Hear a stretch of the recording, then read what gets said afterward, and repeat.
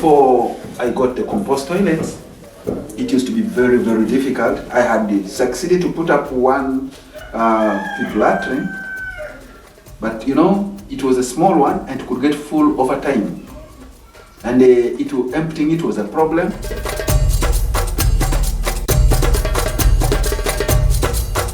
In order to get those husks, sometimes I have to travel up to Moroto.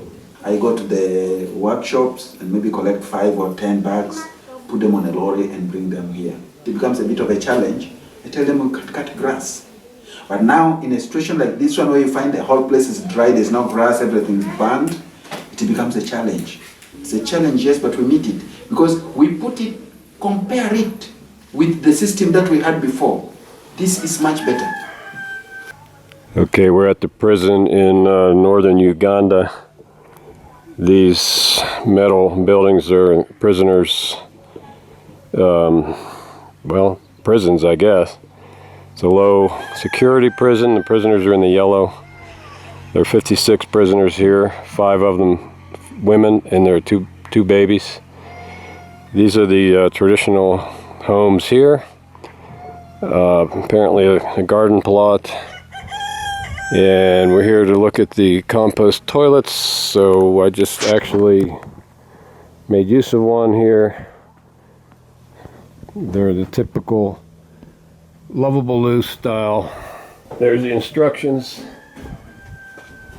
Use the toilet, cover it, put the lid down, wash your hands. Here's the compost bins over here, so let's just go over there and take a quick look.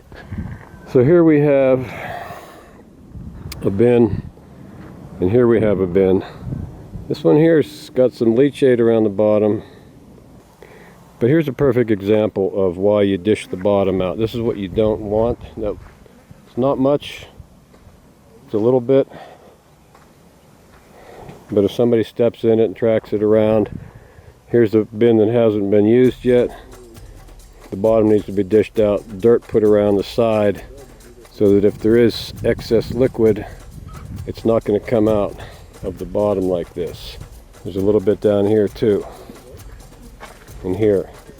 This is what happens when you don't build the pile correctly. This needs covered, flattened out, covered with clean cover material. The bins bottoms need to be dished. So they need some more training here, but they don't have too many options. Pit latrine, I guess that's what this is.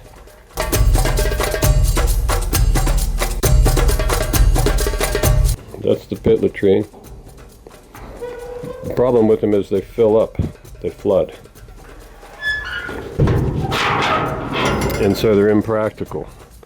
They're finding this system above ground, composting, to be much preferable. This is cover material. We need to put more of that on that pile. We need to flatten that out. Maybe we can do a little training demo while we're here.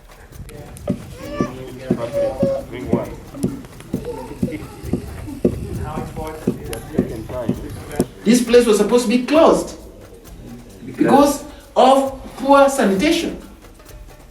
See, I made a number of writings to Kampala. The help was not forthcoming. And now, everything is at peace. I am here because of this technology. By now, I am assuring you, this place would have been closed. Because the latrines here, you sink them, they go down. You sink them, they go down. You sink them, they go down. So I believe this can go a long way in alleviating these sanitary problems. Some of these problems in these communal places like schools, like hospitals, all these big places here. And even the households. Yeah, even the households. 30 prisoners sleep in this at night.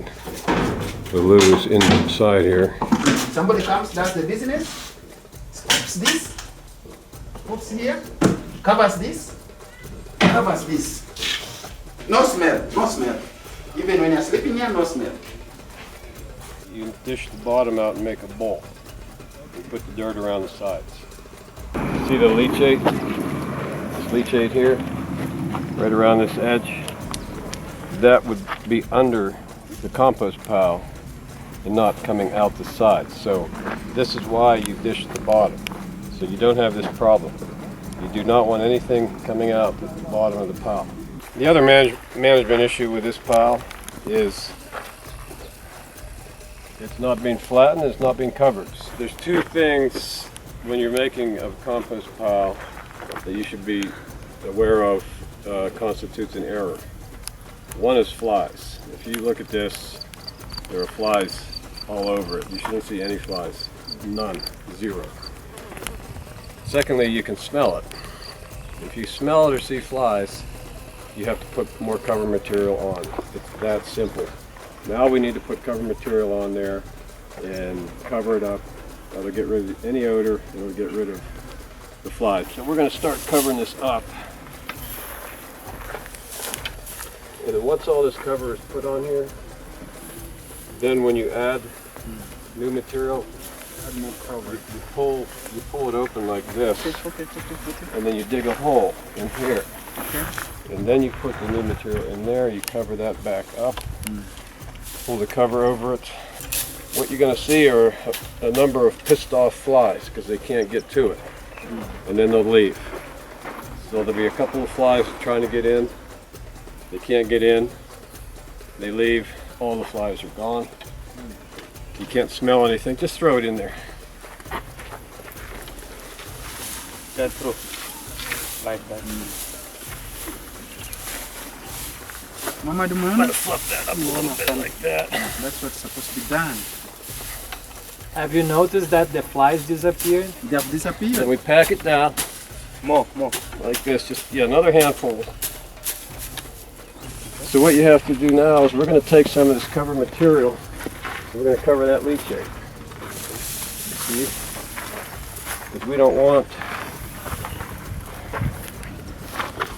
flies getting to that either.